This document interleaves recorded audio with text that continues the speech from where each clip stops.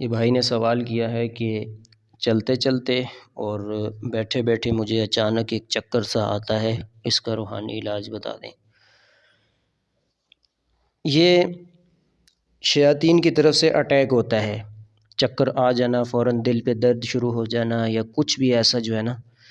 کیونکہ قرآن مجید میں اللہ فرماتے ہیں نا کہ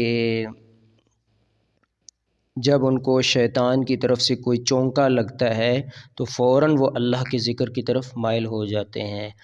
تو ثابت ہوا کہ ذکر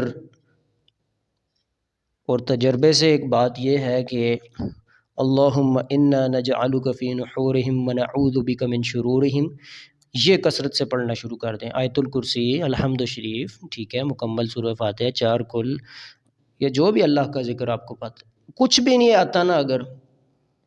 تو اللہ اکبر، سبحان اللہ، لا حول ولا قوت الا باللہ، اللہ اکبر، بسم اللہ، لا الہ الا اللہ، محمد رسول اللہ، اللہ اللہ اللہ اکبر، کوئی بھی چیز اللہ کے نام کا ذکر